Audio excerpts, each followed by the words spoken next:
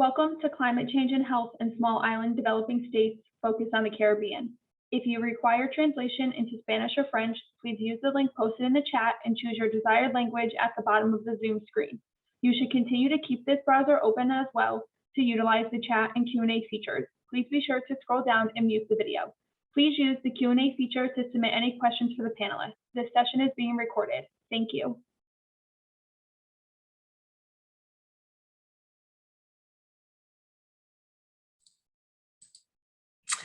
Welcome, everyone. I'm Maureen Lichtveld, the Dean of the School of Public Health at the University of Pittsburgh and a native of Suriname in the Caribbean. I'm especially excited to welcome you to session 1 of today's conference focused on engaging the community in the research and policy agenda to address climate change and health. We have a fantastic lineup of speakers today, beginning with Richard Williams. Richard is the chairman of the Caribbean Alliance for Sustainable Tourism. His topic today will be climate action in the Caribbean hotel and tourism industry. He's been prominent in the Caribbean hotel industry for many, many years through his firm, Richard Williams and Associates. And through that firm, he's providing management and marketing services regionally. He's particularly the chairman of the Caribbean Alliance for Sustainable Tourism, CAST, that provides tourism, the tourism enterprise with sustainability resources. And one aspect of CAST is working with the Nature Conservancy and UNEP on guidelines for restoration of the protection of coral reef. The second speaker is Gerard Granada. Gerard is a theologian and the General Secretary of the Caribbean Council of Churches. He's a native of Trinidad and Tobago, earned his theology degree at the University of Edinburgh in Scotland. As a native of Trinidad and Tobago, he also represented the church community at the highest levels, for example, at the Geneva-based World Council of Churches, as well as the US-based Development Agency for Church World Service. He's on the executive board of CARICOM's Partnership Against HIV and AIDS, PANCAP, and he's a tremendous advocate for social justice. Our third speaker today is Ariune Freitsam. Ariune hails from Suriname, just like I do, and is an environmental health researcher at the Anton de Kom University and the Perinatal Intervention Suriname. His topic today will be the cumulative risk posed by climate change for food insecurity on Indigenous people from Suriname. He's an Indigenous scientist with an academic background in both primatology and environmental health. He's a lecturer at the University of Suriname. And particular to Ariune's work is that he uses a One Health perspective to make informed decisions at every level of society. So you could see that we have a star lineup today. And our first speaker will be Mr. Richard Williams.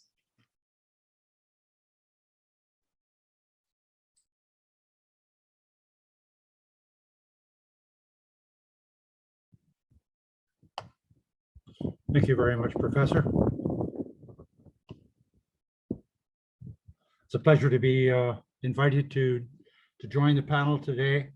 And of course, I'm thrilled to be able to talk about tourism in the Caribbean, which is a subject near and dear to my heart.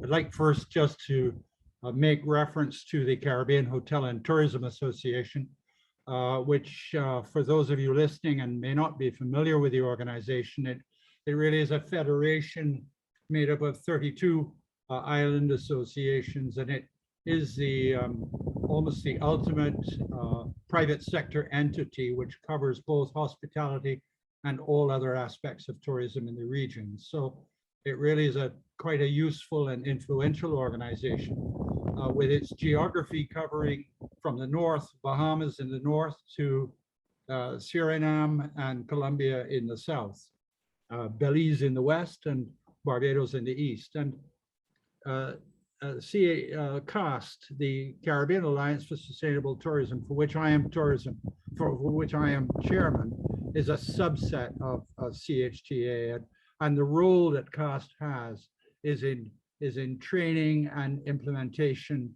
of everything that is eco, sustainable, and related throughout hospitality in the region.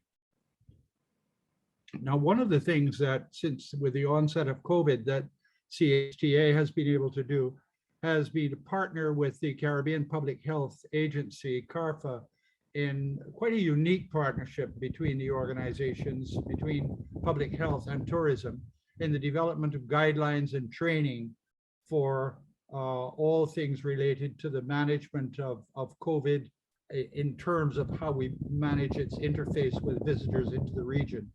One of the subsets of this has been that we've been able to train over 15,000 management level individuals since June of 2020. And that's something that we're particularly pleased to have been able to accomplish.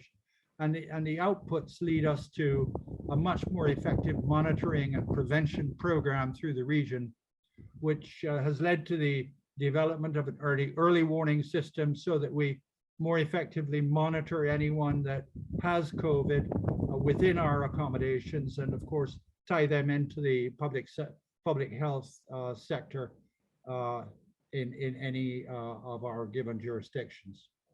So one of the objectives for the Caribbean Hotel Association in its fairly immediate future is really looking at how we can go about develop a tourism industry which is built on sustainability, delivering its experiences in a carbon neutral environment. Of course, the question is, how do we effectively achieve this and at what cost? And what will it take ultimately? In this context, we've applied the WTTC, the World Travel and Tourism Council findings, which were recently published with Harvard University as a criteria to the Caribbean. And there are 5 primary points down here, which we'll reference at different points during this presentation. The first is education and training, then employee incentives to ensure that our application of our movement towards carbon zero is a forward motion and progressive, learning from our customers to ensure that we're applying those experiences, developing a sets of metrics to apply and connect business strategy with our different learnings, and finally to build sets of sustainable development goals for application across the tourism industry. But it's going to take a significant change of our leadership at all levels, not just leadership in terms of tourism, but leadership across almost every sector in the Caribbean. I want to particularly focus here on NGOs, the national non-governmental organizations that play such an influential role in terms of engaging all of their members and all of the different sets of business and society as being key partners in the implementation of some of these objectives. As these organizations, in the case of CHTA, has really broad regional engaged stakeholder support in tourism. It's going to require a very sophisticated management of ongoing structured processes, which will come out of well-defined strategic directions built on resources to deliver and guide that planning. And of course, it'll require a whole new look at our infrastructure and manpower capacity. So I wanted to go back here again, and I've called this slide the overview of potential areas of support. And I reached for another WTTC study just completed earlier this year by Accenture Research on behalf of the WTTC and the United Nations. And it speaks to 4 kind of primary areas where we can look at influencing In this case, I've described it as Caribbean accommodation providers, but it can be taken towards any aspect of the community in a business sense. And so, of course, you've got the informational side of getting the information out. What is carbon zero? How do we move towards carbon zero? And then the guidance and training programs required in order to be able to get there. Updates on policy implementation in the support of that journey. And then finally, the accumulation of data and different insights built around carbon zero, but speaking to the climate database and teaching our different memberships, how do we measure with carbon calculators, et cetera, et cetera.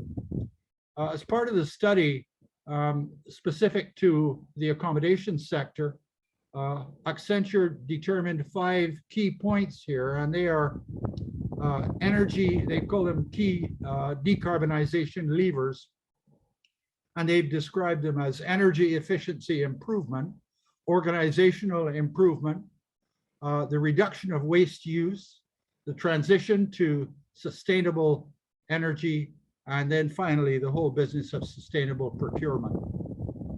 We would expect to be talking to community audiences, which I've spoken to hospitality and tourism, but obviously government and civil service, right down through retail services, manufacturing, construction, fisheries, and of course, the all-important offshore sector, which has such influence through many of our jurisdictions.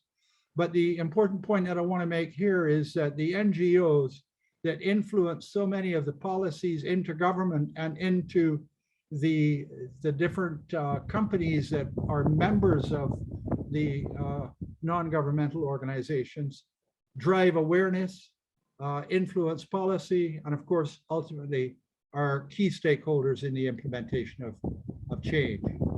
So at CHTA, we have identified 10 focal points to reshape tourism as we see it in the Caribbean. And these are by no means all inclusive. They are by no means the end of the line. And so this is a work in progress, but I thought I'd put it up for discussion. And we'll run through those 10 points as I conclude the presentation. The first one is, of course, was referenced earlier in the WTTC study, adapt to changing customer behaviors. I mean, many of our visitors that are coming in to the region today are no longer coming here for sea, sun, and sand. They're coming here for experiences. They're coming here to meet the people. They're coming here for cultural benefit. They're coming here for life-changing ingredients. And they want to know that we are aware and implementing anything that we do in our business in support of the reduction of climate change.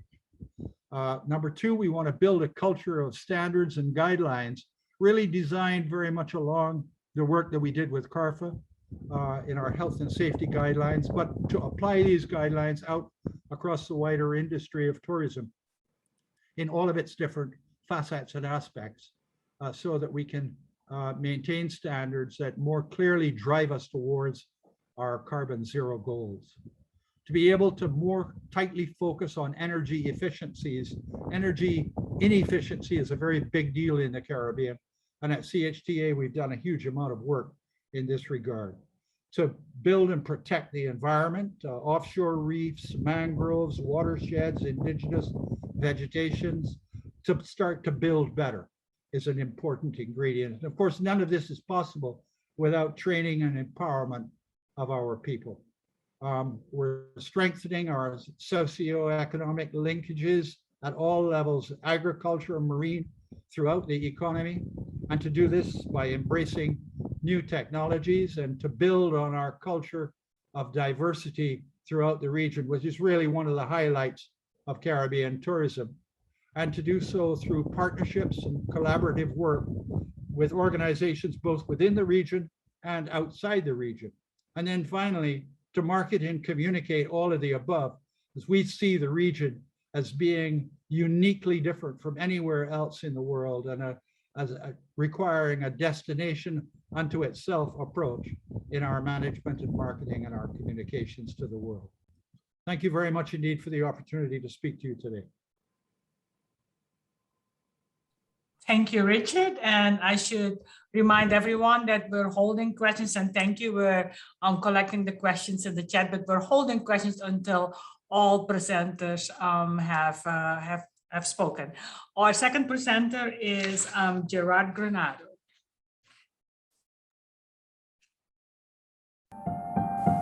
Please allow me to thank the organizers, especially Dr. James Hospitalis of EarthMedic, for inviting me to be a panelist in this very important conference on climate change and health in small island developing states, or SIDS.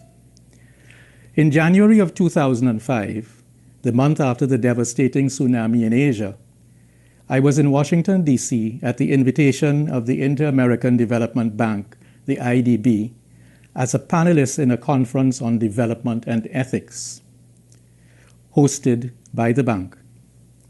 The feature address at that conference was delivered by the Nobel Prize awardee, the celebrated economist, Amartya Sen.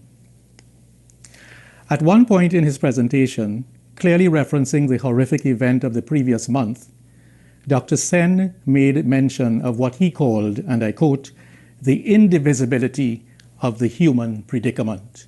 The indivisibility of the human predicament. If nothing else stuck with me from his presentation, that phrase did. The message is clear. By the sheer fact of being human, we are all in the same proverbial boat, being impacted by the same storms. The current pandemic has brought this home forcefully to us. Borrowing a phrase from a well-known document, we might be inclined to say, we hold this truth to be self-evident.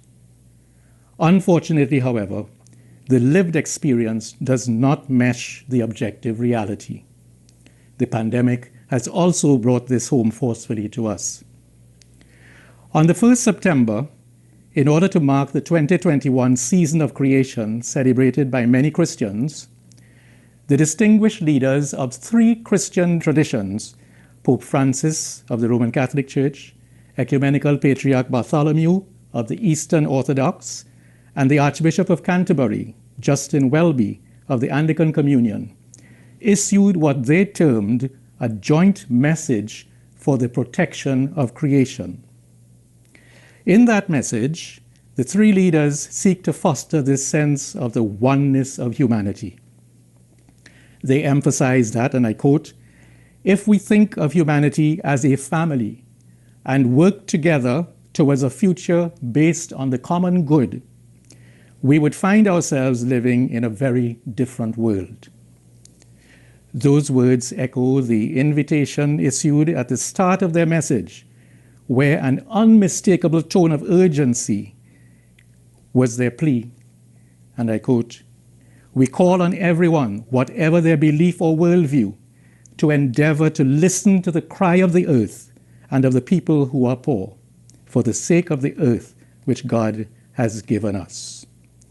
In closing, we appeal to the heart and mind of every Christian, every believer, and every person of goodwill. So the point is well made. In tackling this issue of climate change, a deeper sense of being a human family in a common home needs to be cultivated. This notion of care of our common home is central to the now famous encyclical letter of Pope Francis, Laudato Si. Given their nature, faith-based organizations, FBOs, have the propensity to achieve precisely this sense of the bigger picture, the oneness of the human family. The tremendous spread of their membership is a vital feature in this regard. FBOs can be found in every corner of the world and are made up of people, flesh and blood, who, in one way or another, experience the harsh realities of climate change and its adverse effects on their daily lives. FBOs are people-based, not paper-based. And I here make bold to say that ultimately, the climate change movement is either a people-oriented movement or it is no movement at all. Secondly, faith-based organizations are some of the most well-networked organizations that exist. This is at both the local and international levels. This feature disposes these organizations to synergy and expediency in ways not readily found in other types of organizations. Additionally, although some may argue that much of it has been eroded in recent times, faith-based organizations carry a significant degree of moral authority and suasion. This is especially relevant in effecting change in the socio-cultural sphere.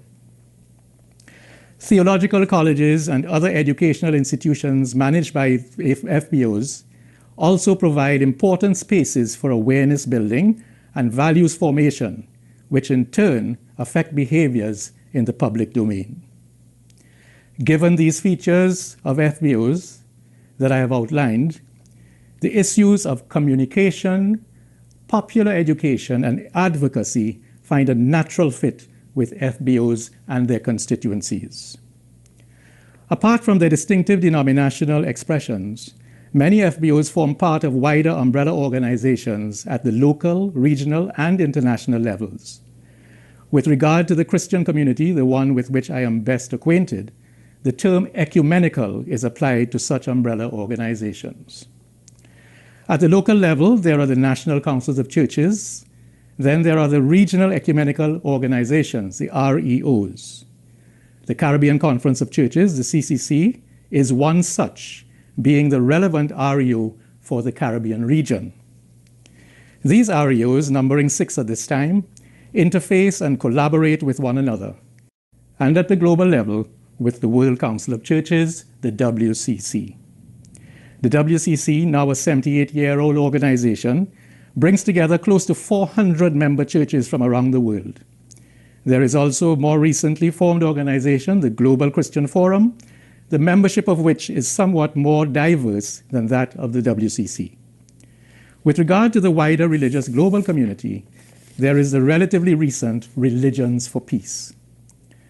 Many of these organizations have been doing great work in the areas of environment, ecology, and climate change from the scientific, theological, and ethical perspectives. The latter two perspectives should be viewed as the unique contribution, the added value, so to speak, that FBOs bring to addressing the issues cited. With regard to the work being done on these issues, I would like to highlight that work that has been done by the World Council of Churches, the WCC. For many years, the WCC has had a dedicated department attending to these matters.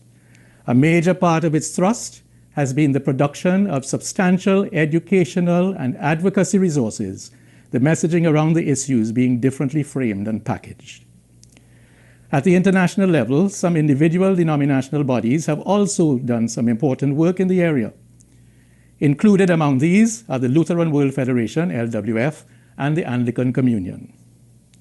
At the national and regional levels, various FBOs have enunciated environmentally friendly policies and implemented practical initiatives as their particular response to the climate crisis.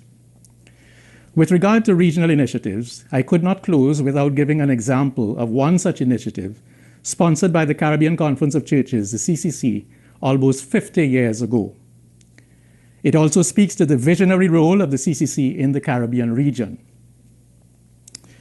The initiative of which I speak is that of solar heating, now embodied in a company called Solar Dynamics. In keeping with its program policy of appropriate technology at the time, it was the CCC, through funding from its Development Fund Projects Committee, that facilitated that solar heating venture to take off. At that time, our Development Fund Committee was chaired by no less a person than the renowned St. Lucian economist and Nobel Prize winner, Sir Arthur Lewis. Colleagues, participants, there is much more that can be explored on this issue, but maybe that is for another time and place.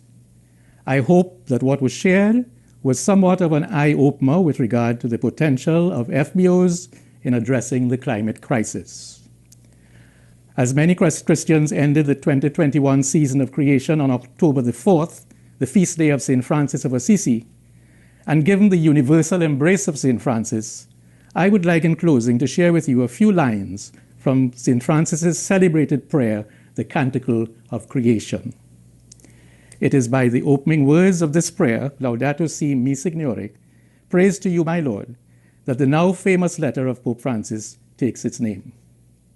And so St. Francis prayed, let everything that you have made be a song of praise to you, above all our sister, our mother, Lady Earth, who feeds and rules and guides us. O my Lord, be praised. Thank you.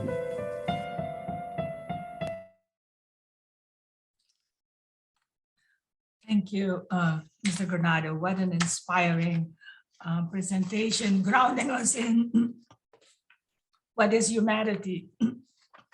Our third speaker today is Arjune Freitza. Arjune?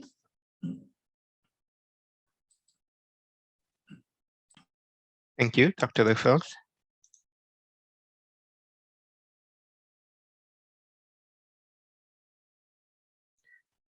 So hello, everyone.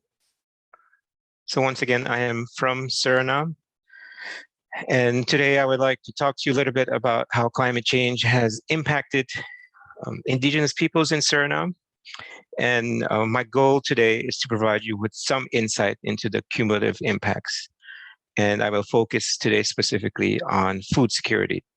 And my presentation today by no means is all-encompassing, but hopefully it will lead to some fruitful discussions.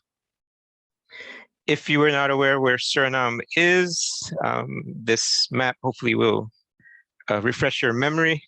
It is you can see the map of South America, and the red square denotes where Suriname is. We are bordered in the east with French Guiana, in the west Guyana, south Brazil, and in the north the Atlantic Ocean. We are very unique in this aspect because we are part of the Amazon region and the Guyana Shield, but we are also part of the Caribbean.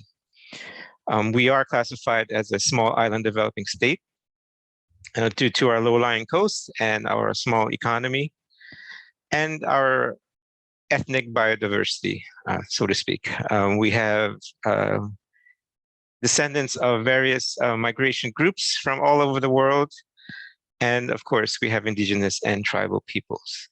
And the map, the inset map with those red dots, those are all the indigenous and tribal villages found in Suriname. And just to reiterate, yes, we are a small island developing state. And by definition, within the CARICOM, we are classified as the Southern Caribbean, as you can see on this map. This is an image taken from Philip D. Jones et al. You can find the title there on the picture. To give a quick overview of the Southern Caribbean and its relationship to climate change, when we look at annual rainfall and the annual temperatures. So this anomalies figure, the top shows rainfall, the bottom shows temperature. And as you can see across the centuries, when it comes to rainfall, there are extreme periods of heavy rainfall, and then there's very little rainfall, and then once again, another extreme period of heavy rainfall. And if you notice from the top graph, as you can see that the anomalies for rainfall is on a slight decrease going into the 2010s. On the other hand, when you look at temperature, you can see overall, as we know in the Caribbean, temperatures are increasing, and as such, so are the heat waves. Just to focus a little bit on Suriname itself, the top graph is the annual rainfall, the averages, monthly average rainfall over 9 years. The bottom graph is the temperature. These data are not yet published. They will be soon from my dissertation. But as you can see, the dry season, basically, is in September and October. So those are the hottest months in the year, as you can see in the bottom graph. And then the rest of the year are all what we classify as wet months, with January and February having the coolest temperatures. And why is this important? Why am I showing you this graph? And well, today I will highlight two crops. These are two crops planted by indigenous peoples in Suriname and in other parts of South America. Pineapple, I'm sure you recognize. Manioc, otherwise known as cassava, bitter cassava. Indigenous peoples plant cassava because we use it as a, we extract the starch from cassava to make what we know as arepa, or some kind of bread. The bottom left picture there has a image of arepa, but we also extract the juice from the bitter cassava, and we make a soup from it. And then you can add fish or whatever you want to it, and then the arepa is used to eat with. Now, these are very important crops, like I said, and they are, why are they very important? Because the cassava is what we call a year crop. So it takes a long time to grow and gain fruit and harvest, while the pineapple is more on half-year crop. It takes about 6 months to fruit. And so you can imagine a very tricky situation when you think of climate change, because these two scenarios, for both for pineapple and manioc, are dependent on the rainy and the dry seasons. Like I said, there's a long growth time, but the planting and harvesting is also dependent on what we call indigenous indicators. You should think something like bird songs or animal sounds. Some birds are more prominent in the rainy season, other birds are more prominent in the dry season. And as such, traditionally we use these indicators from animals as sort of a cue for, oh, now it's time to go plant. Traditionally speaking, women are responsible for planting and harvesting, providing for the family. Once again, everything is dependent on the cycling of dry and rainy seasons. And as such, the rain has impact on soil fertility and the water management of the agriculture plots, and also drinking water. And a key note here is that traditional agri-plots within the indigenous communities are not irrigated. It is all dependent on how much rainfall there is and how much dry season there is. And so that, in effect, decides when to plant and when to harvest. And just to reiterate, since women are responsible for planting and harvesting, it creates a particular societal pressure on women to manage the household and provide food for the household. And what happens when this all is brought in disbalance, not in the imbalance? Here are some pictures from 2006. We had some extreme flooding. The top left picture is a rural rice plantation completely flooded. You can see a village completely underwater in the top right corner. And the bottom picture is the capital city of Paramaribo. And so you can imagine, I have no pictures of what happened in the indigenous villages, but mostly all the villages had major issues with water. And especially for the manioc, if it's too much rain, it's too humid, the manioc root is no longer, you can no longer harvest it. It degrades both in taste and in starch, and it's in practicality no longer edible. The same goes for pineapple. The pineapple is dependent on an extended dry season. And we have seen in the Caribbean lately that there are extreme bouts of rainfall during the dry season, and this also has impacted the fruiting of the pineapple. And to continue, drinking water wells have been contaminated because of flooding. Women and families can no longer depend on the indigenous indicators as reliable indicators to go plant and harvest. The societal pressure on women has increased. Land use, the pressure on land use in communities has increased as well. Flooded airstrips means limited to no Healthcare, usually the medical mission in Suriname is responsible for healthcare services. And when airstrips are flooded, this is no longer possible. And I think in a previous talk yesterday, the mental health issues as a result of the climate change happening in communities has increased. So finally, to finish off, this is some topics maybe for discussion. So climate change adaptation is a slow and steady process within indigenous communities.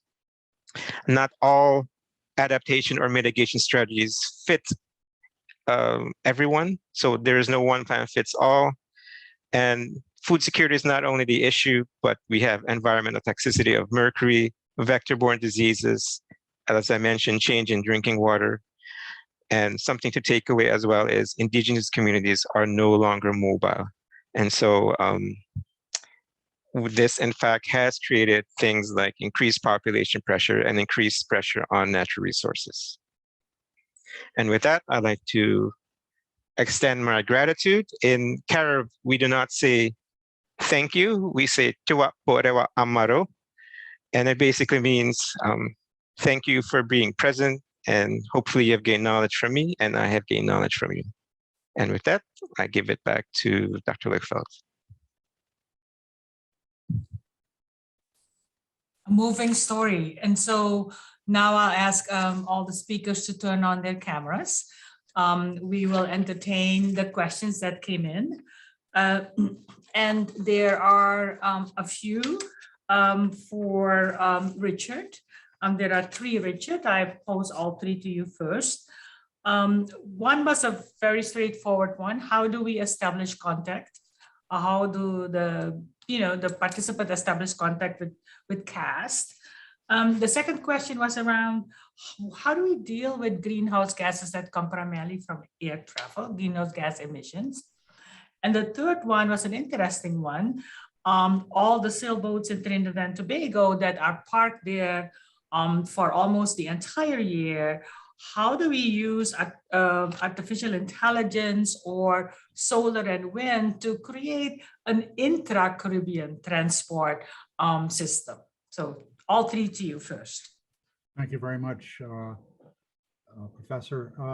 Well, the first one, to contact the Caribbean Hotel and Tourism Association, you do that, you just go online to Caribbean Hotel and AMD tourism.com, and you've got all the contact information available there. So if anybody wants to make another kind of contact, or if I can assist in any way, my email is available to you, and I'll speak it out right now. It's Richard W at Richard Williams with an S associates fully spelled out.com, and I'd be glad to assist or advise anyone on anything to do with either CHTA or CAST. In terms of the second question, that's as the person that posed the question says, it's a tough nut to crack. I mean, I think I'm right in saying from memory that air travel alone is responsible for 30% of the emissions that are charged to tourism overall. And I have to say I don't have an answer, except that I'm heartened at the work that is being done in terms of both motor vehicles and other forms of moving transport, so that they're moving away from fossil fuels. And I am led to believe that the airlines are actively looking at this, but unfortunately, you know, that's not going to come in the time frame that we would like it to come. So it's a difficult question, and I don't think I'm really qualified to answer it in the way that a professional would do. But then the final question, with all of the boats that are tied up at Chaguaramas in Trinidad, and inter-island transport. Inter-island transport's a really favorite one of mine, because, you know, LIAT started here back in the late 60s, and then became something called LIAT 1974 Limited. And more recently, LIAT has stopped operating almost entirely, with the exception of a few islands in the Northeast Caribbean. And so that is air form of transport between islands. I can tell you that there are entities actively in the process of working to launch inter-island ferry services, which have been talked about ad nauseum for 30 or 40 years. But why wouldn't we have a ferry that leaves Suriname with its rich agricultural produce and take that produce north into the Caribbean, where it can be dispensed into tourism areas? So I don't know that the sailboats provide an answer because of the rather slow speed in terms of getting guests from A to B. But I can tell you that the more mechanical issue is being tackled first, and these are inter-island ferries. And I'm hopeful that over the next couple of years, we'll see that come into fruition if we can get the governments of the Caribbean to sometimes work more closely together. Thank you. It sounds like on all these issues, there's progress being made and at least thinking around it. Gerard, there was a question of how does the Caribbean Conference of Churches, what role can they play to increase climate change awareness?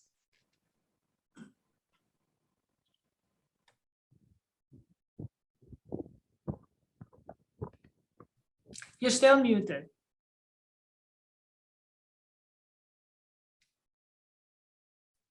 Okay, I think I'm on. There you go. Right, good. So could you just give me that question again, please? Yeah, so the question was, what role can the Caribbean Conference of Churches play in increasing the awareness of climate change? Okay, so in the presentation, I had mentioned that one of the features of the churches and the FBOs are, for example, that they have and manage theological colleges. They also manage many schools, and therefore through the education system and throughout the education system, awareness building can really take place. And I mentioned in particular values formation at the level of all the educational institutions, but particularly in theological formation, because at that point you're training leaders for the community, whatever about dubbing them as ministers or priests or so. They are, in the final analysis, leaders in the community, and therefore they should be well equipped to advance the awareness and to educate in the system. So it sounds like you're saying that church leaders should work together with community leaders to increase the awareness. But what I am saying too is that church leaders are community leaders, and so they can collaborate with other community leaders, and the communities are at the very basic level, and moving steadily up to the national level, as I pointed out in the presentation, and also the regional and the international levels. And there's that kind of synergy. The production of materials for resource materials for study and education on the matter is also an important contribution that can be made and has been made and is being made by churches and FBOs on the matter. Thank you. We have about 5 minutes left, and there are two questions, Ariune, for you. The first one is, what is your message to policymakers and to health professionals to address the challenges that Indigenous communities face with respect to climate change? Okay, thank you for that question. Well, I'll address policymakers first. And I think my answer goes not just for Suriname, but I think many communities in South America and the Caribbean. Oftentimes policies or plans are created or thought up from the top down, and it should be, bottom up. Every community has its own challenges, so it's very critical that actually the idea should come from the communities themselves. Not that the policymakers shouldn't think of the ideas, but it should be a synergy between what is really needed on the ground and what policymakers think is better for not just the community, but on a national level. And for health professionals, I think that's a little different scenario. I mean, at least in Suriname, we do have a very good relationship with the medical mission. They have a open ear to the needs of the indigenous people, and they do a very good job actually in trying to address the needs of the communities based on the challenges that climate change holds for these communities. And they in turn, talk to policymakers, and they do their best. So in that aspect, we have a relatively good relationship with the health professionals. So there are two more questions for you. One has to do with, please add your quote, that moving concluding quote in the chat. Yes. But the second one has to do with mental health. How have indigenous communities dealt with the mental health pressures? It came up yesterday. And could there be changes in the basic crops? Could other things be planted? Okay, I'll start with the latter first. We do have alternative crops. I mean, we have corn, obviously. Corn is also a major crop. It depends on the community and actually the ecosystem where we plant, the soil type. So that plays a big role in alternative crops.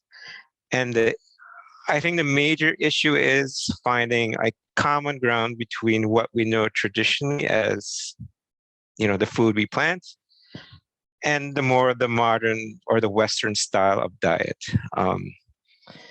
And so there are a lot of communities that have shifted kind of to a Western diet, while some members still hold on to the traditional planting. So it is, I think, not a straightforward answer, basically, because in the end, cassava is still a very important crop for us. It's a good source of starch and such. And then the additional question was, indeed, did we see an increase? And the answer is yes, of hypertension and obesity because of the differences in processed food. So in the last minute or so, a question for all three of you. If there was one thing we could do to increase our respective communities, that is tourism, the religious community, the indigenous community, if there was one thing we could do to increase resilience, what would that one thing be? Let me start with Richard. You're muted.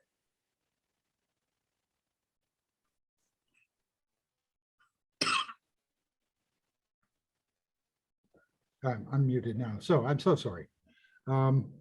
If there was one thing that we could do, I think I would argue for the complete termination of single-use plastics for every jurisdiction in the region and at every level of society.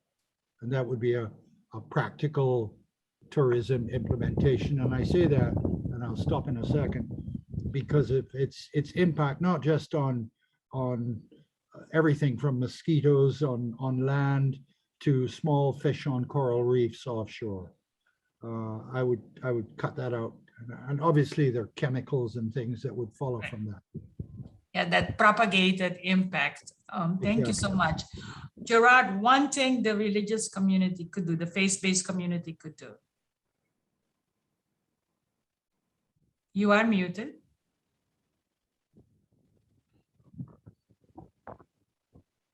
I want to be sure I understand what you mean by resilience. Was that the question? What can be done to? Yeah, what can the faith-based community do? We're almost over time. So what can the faith-based community do to help with becoming more resilient, our communities becoming more resilient against climate?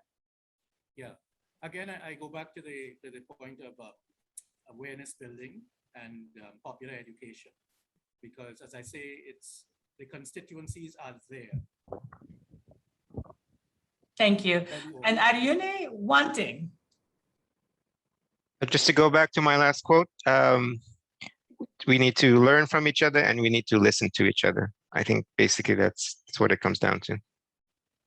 I know the audience, thank you. I know the audience will join me in thanking each one of you for a fantastically rich session where we learn from each other and where we have steps forward. Thank you so much, and I hope you'll join the next session. Bye-bye. Thank you.